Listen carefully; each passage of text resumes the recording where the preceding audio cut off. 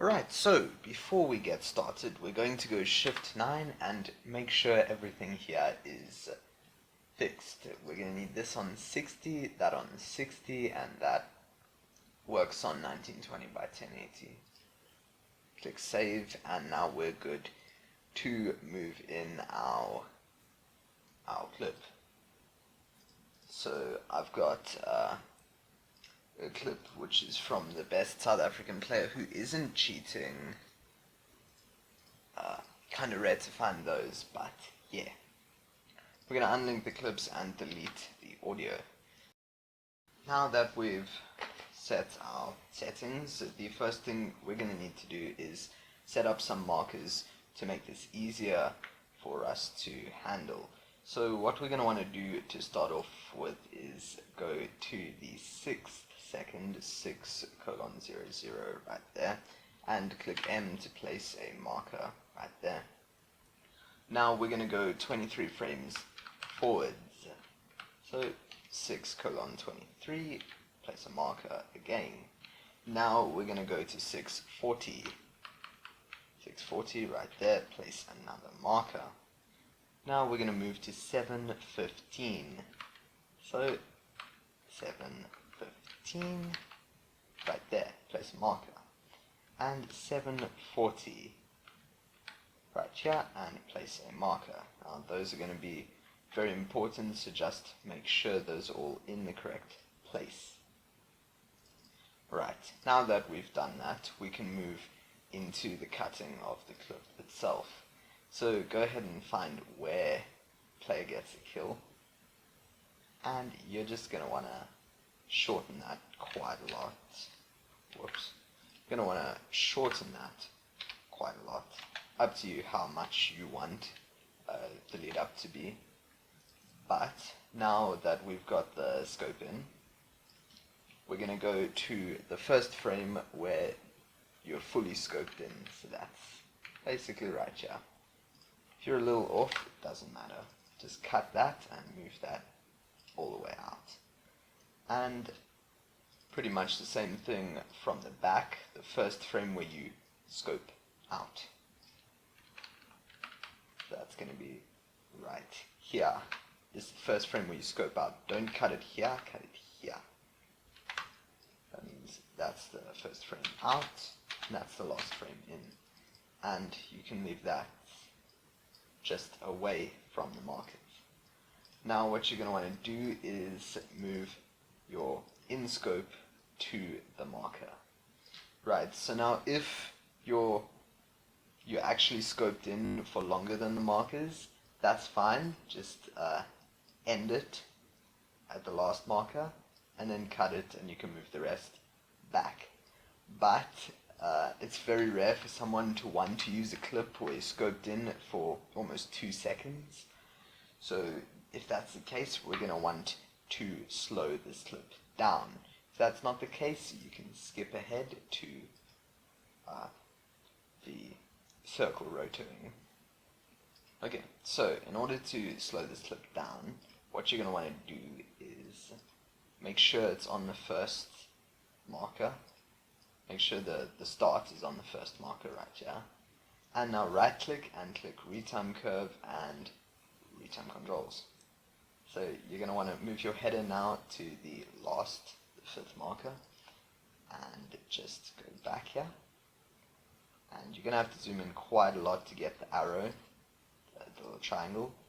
Check speed, uncheck frame. And now what you're going to want to do is drag this down until it reaches the 5th marker.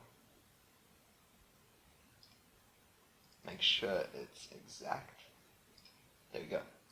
And now that hits all the 5 markers. Now this is going to look a bit laggy, so in order to make it look better, what we're going to do is we're going to go into retime and scaling, and we're just going to set retime process to optical flow.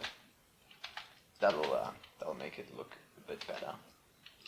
So as long as you're above like 20% here, you should be fine. If it's any lower than 20%, I think might be time to find a different clip for this effect. Anyways, Moving on, now what we're going to want to do is we're going to want to pretty much cut out the scope. Now I've already done that, and that's easy for you to do now. So we're just going to copy this by holding Alt and dragging up. Now we're going to go into the top one, into the color tab. And now when you're under the channel or the Windows tab here, just make sure you've got node selected. When you're on the Windows thing, you're going to have to make your way to the second marker, I believe. Yes, the second marker. And right here, you're just going to want to click on the circle, on the corrector, sizing, and then, only after you've clicked this, do you want to set size to 61. That's going to make it basically the size of the scope. Don't try fix that. It's fine like this. Now, what you're going to want to do is make your way to the fourth marker. 3, 4, right here. Now, you're going to want to set the size to 55.5. Right there, just like that. And now, if it is working, you'll see that. If it's not working, that wouldn't be there. That means you've done the keyframes wrong. Okay. Now that we've got this, we can move here and we can see it will actually not, because we haven't added an alpha output and pipe that in. That's very important, otherwise, yeah, nothing's going to happen. So just make sure you've got the nodes open, you've got an alpha output, and it's connected. Now put the clip back over your other clip. So now you won't be able to see anything. And now what we're going to want to do is fade out the background so you can see that. So what we want to do is go to the first marker right at the start, and we're going to keyframe opacity at 100. Now we go to the fourth marker and keyframe it at 0. Just like that. So now we can watch that happening. It's a bit laggy there, but that's fine. Alrighty, now in order to make this the background look smoother while it's getting darker, we're gonna click on the spline button. That's this little thingy here. And then for me, I can't see the first keyframe, so I'm just gonna go back the one frame and drag it out. Now I'm gonna select the two. I'm gonna click Shift and left click to select the second one, and I'm gonna click that button. That'll smoothen it out. Now I'm going to shave it back down to the first marker, and I'm going to make sure that works, and that looks fine right there. So that'll just mean it'll ease in and ease out. So it'll slow down before it hits totally black, and it'll gradually start up before it really speeds up with the darkening. Okay, now's a good time to save. I know Resolve does have autosave, but a lot of people have that off. Alrighty, now what we're going to want to do is add on the proto onto the top clip. So in order to do this, what we're going to want to do is going to create a fusion composition. So we're just going to grab one, drag it on. Don't shave it off, don't do anything. Just put it on the first marker, on the first marker, on the second marker.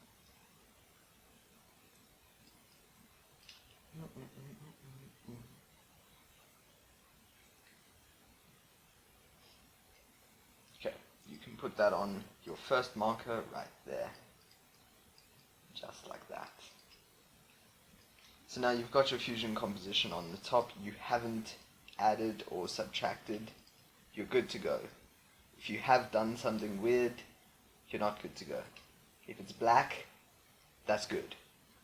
Now, we're going to head into Fusion. All we're going to want to do is delete that, and now we're going to want to add the proto setting.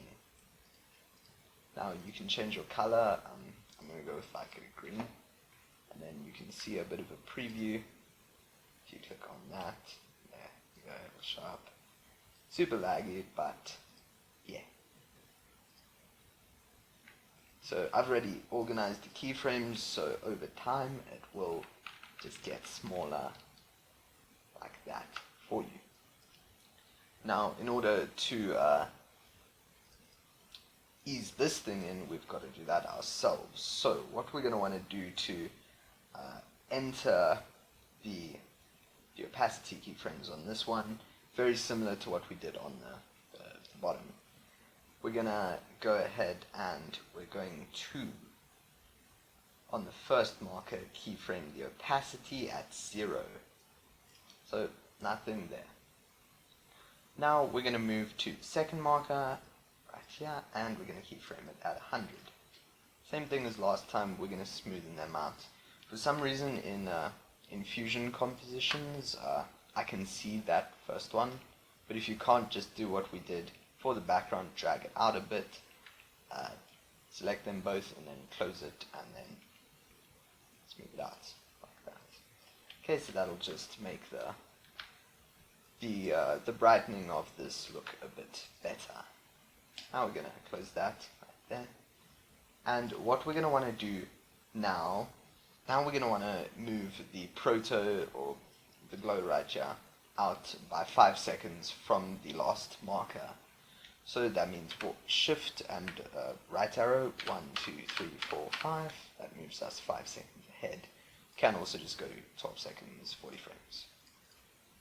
Drag that out. And now if you're good, you'll be able to see all of that working fine right there.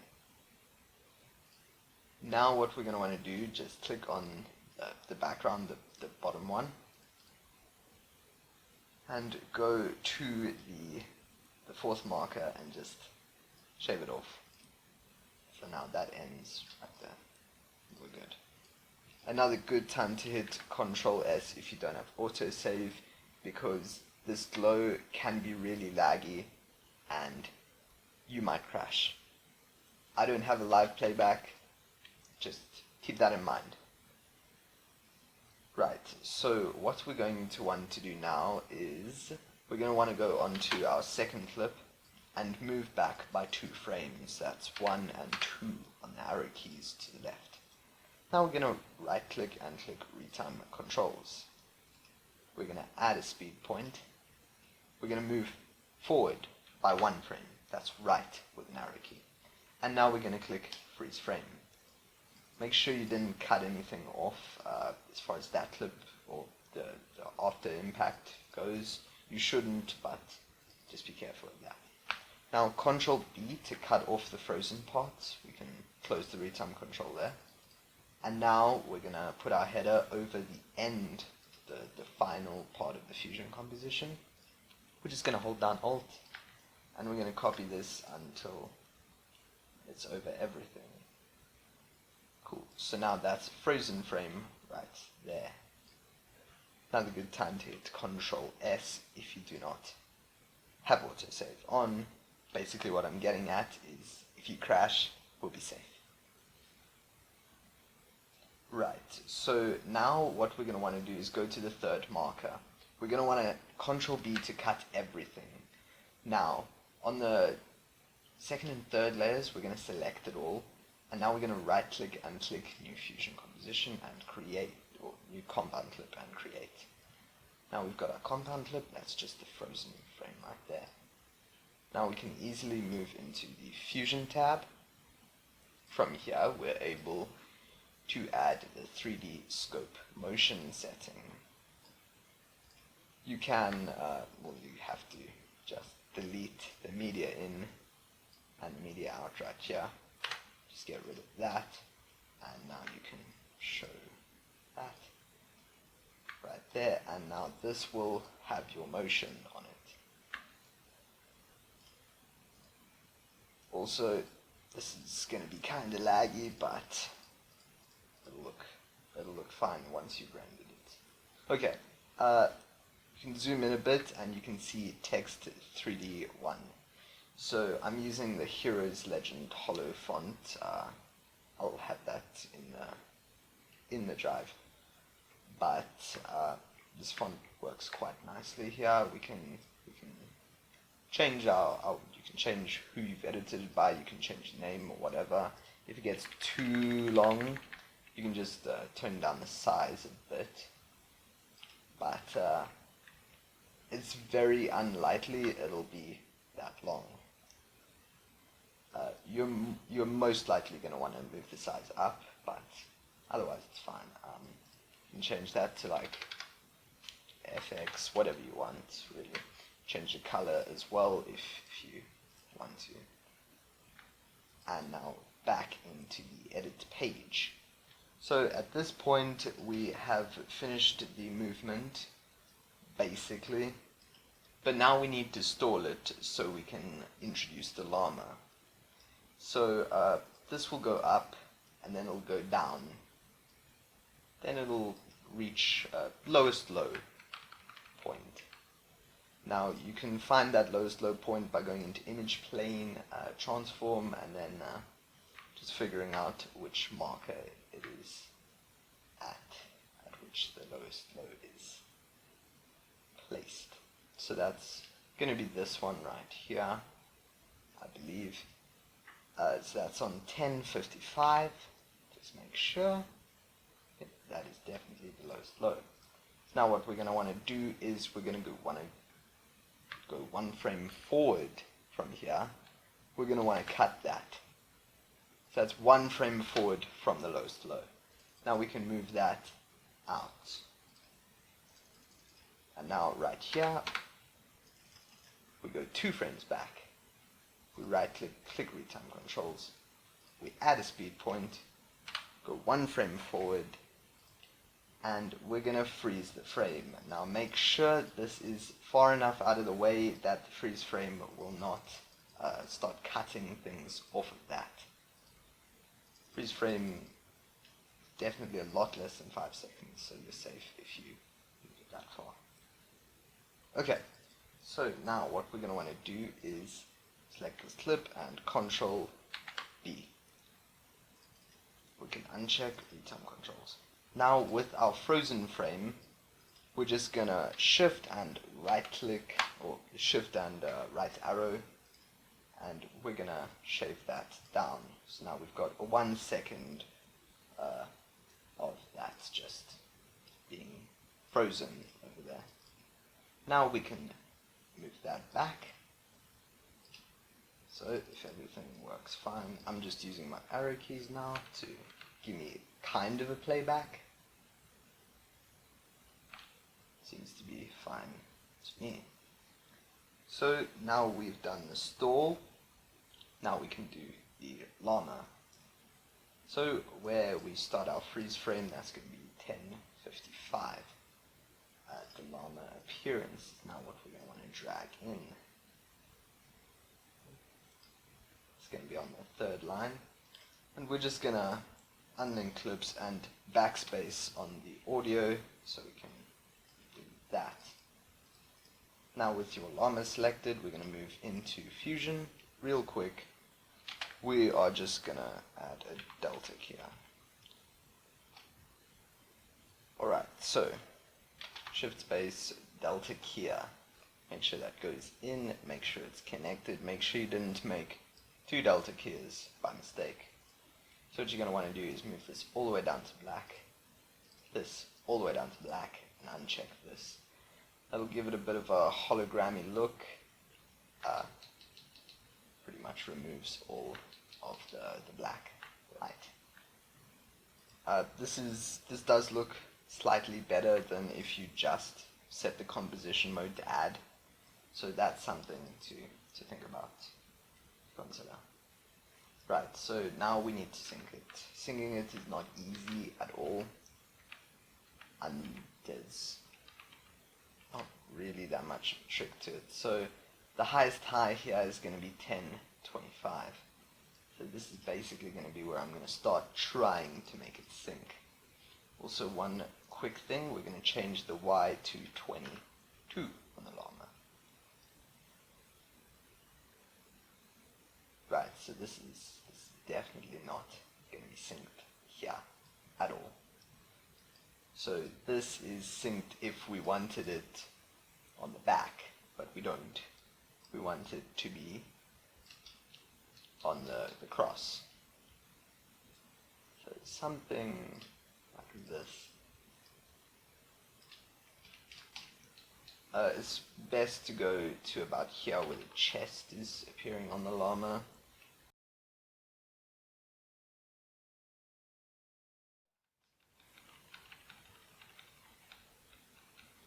That synced quite well.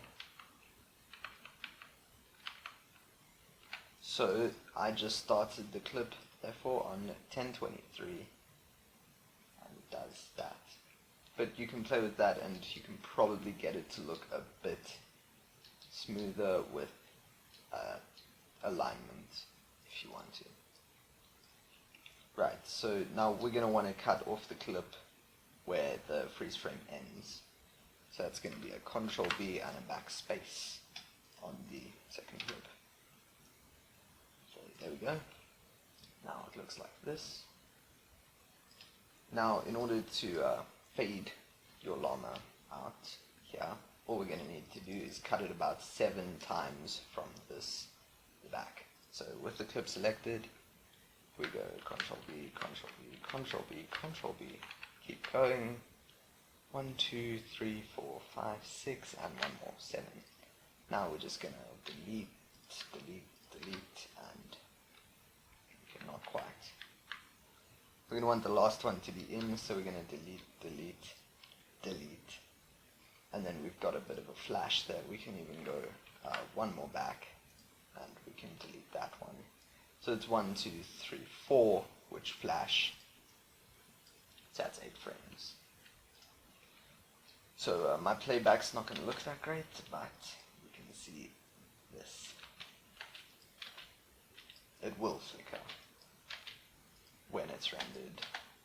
Right now, playback is not really looking too great, but it will definitely flicker once you've rendered it. Alrighty.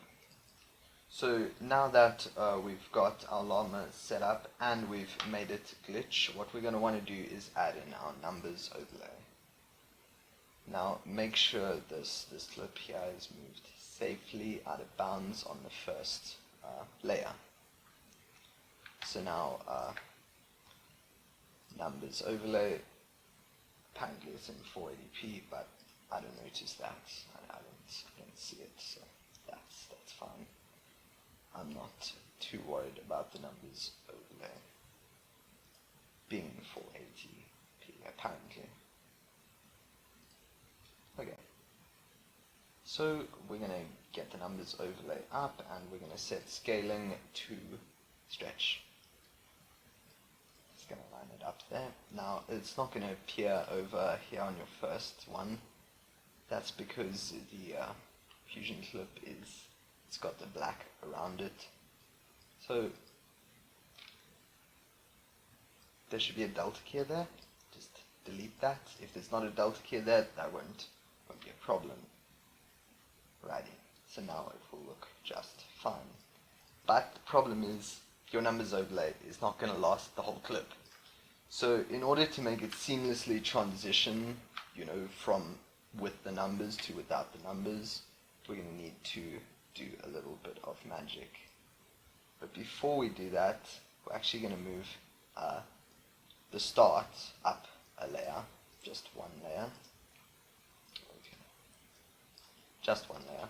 And now we're going to go to pretty much the start of where you kind of want to see it and line that up. So about here, we'll start seeing some numbers and then we'll see enough over here. Now that we're good here, we can just hold down Alt and copy it. Now we join them together, no frame gaps at all. Also don't cut over that one, just no frame gaps. Now on the second one, we're going to right click and we're going to click change clip speed. We're going to set the speed to -100%. So all that's going to do is mean that the end of this one is going to be the start of this one. So seamless transition right there. Now we head to the end and we just show it off there. We can now connect that clip, and we can connect this clip as well. Right over here to that. Now what we're going to want to do is we're going to want to render this, just to make it a lot easier for us to do the sound effects and the final touches. It's best for us to be in a position where everything is, the playback is smooth, and even if my playback will eventually become smooth, if you're on a laptop or if you're on something that's not going to run this very well, your playback's never going to be that great for this. So in order to do that, we're just going to render it. Right, so we don't actually need to move it up to the end. All we're going to do is click on this button. That's going to be the start of the render. Now go to the end. I don't want my clip to last this long, so I'll cut it right here. And then click the other one. So now everything that's highlighted is what will be rendered, and if anything's outside of here, it won't be rendered.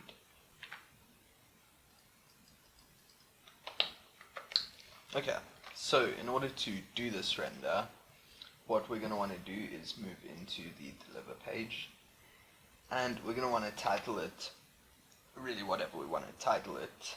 I'm going to just call it 3D llama. Okay, 3D llama, and then just find a location to put your 3D llama. I'm just going to render it to my C videos. Right, so what we want to do here is QuickTime H.264, and we're going to actually render it in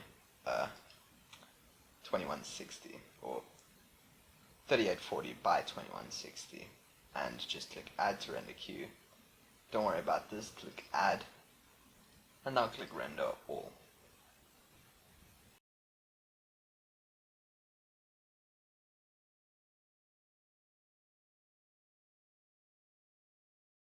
And now we have got our llama, or our video, pretty much rendered.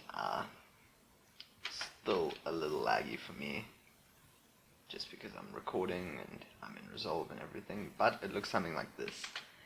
Now, you'll notice this will happen, so we're just going to fix that really quickly. It's very easy to fix, just a bit of cutting. So all we're going to want to do is find where the scope, the first frame of us being in this this scope right here, this screen scope, go forward one frame, cut it, move that away. So this is just the rest, really nothing special. Now over here we've got this, we go all the way back until the first frame where it is as big as it gets, right here. And now we will just go to this frame, the first frame, and then go one frame forward, cut that, and just backspace to get that deleted. Now we join them, and now it will look like this.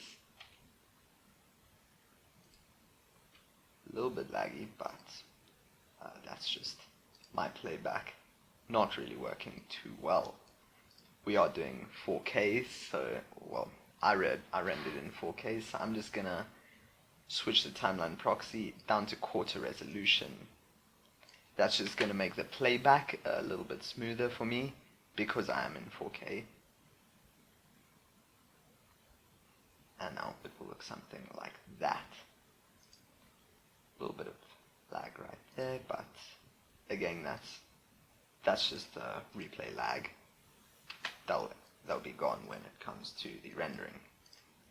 Right, so now what we're going to want to do is we're going to want to add some effects. So just in case you added some sound, just unlink and unlink, and now delete these two sounds just in case you did that or left in some sound by mistake.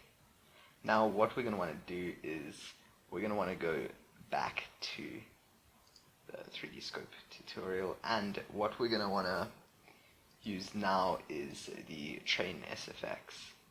So this is actually a video and an audio file, so yeah, I don't know why I did it like that, but I did. So we're just gonna unlink the clips and delete the video. So it's not that quiet, but you know, you're gonna have to compare that to the sound of your music, and just keep in mind how loud that's gonna be. Now we're gonna want this effect to be where the scope begins to make its first movement, so it's gonna be this one right here is where we're gonna put it. So we're gonna line it up.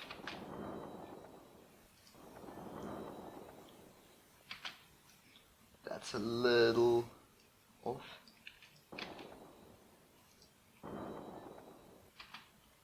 Back a little more. Minus about 10 frames. And now it basically ends when the scope reaches the bottom.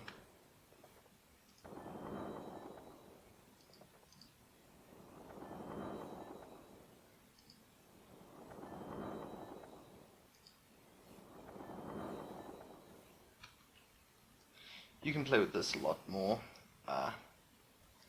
More audio is always nice, but I think this works for me. Definitely good to show the movement right there. Now it's gonna glitch out right there, so I've also got a glitch sound effect. This is also, for whatever reason, a video. So we're gonna unlink and we're gonna delete the video and we're gonna find our glitch SFX sound. Now when it starts glitching, right here, just gonna add that.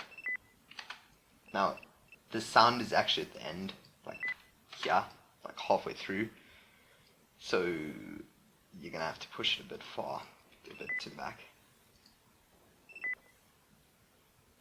And now it'll be something like that.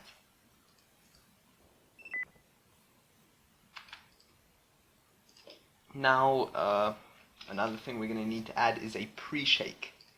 Now right here where we've cut this over here, it's actually really important we cut it, because now we're going to go ahead and add a pre-shake. So we're going to go to the point where this scope is at the back and at its smallest. It's about here.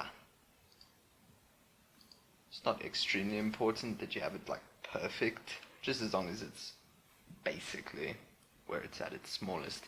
And we're going to want to grab an adjustment clip.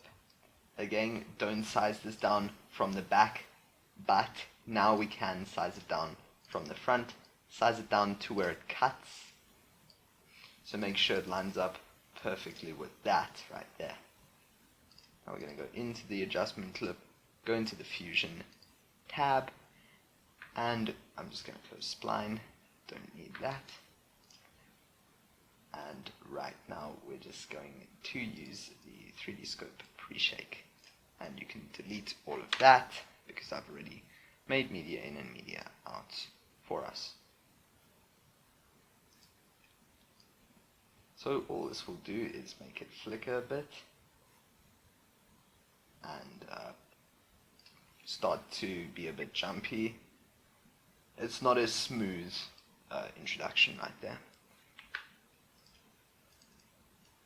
Is pretty much what this is.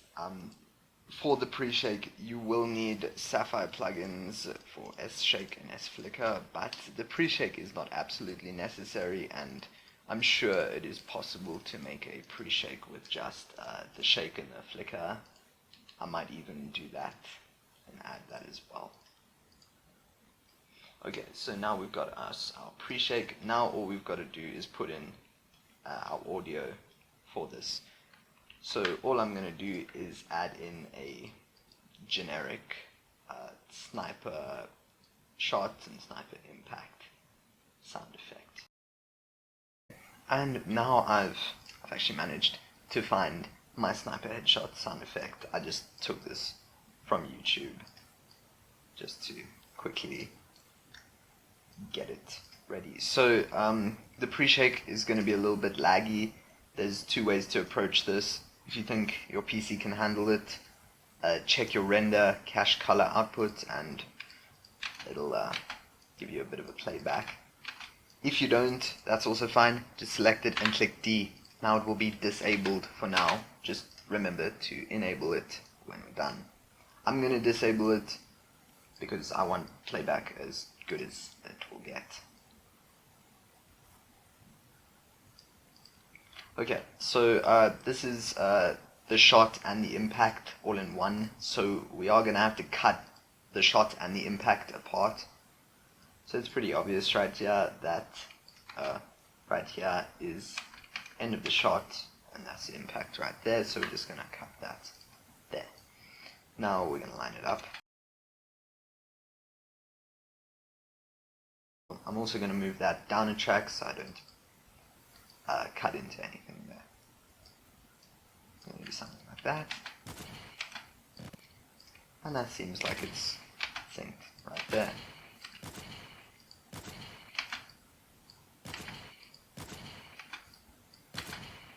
There we go. And now as soon as we see numbers popping up about here, first frame with the numbers, I'm just going to line that up.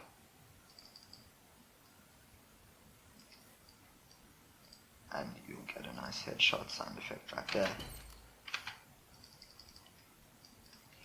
So now it will look something like this.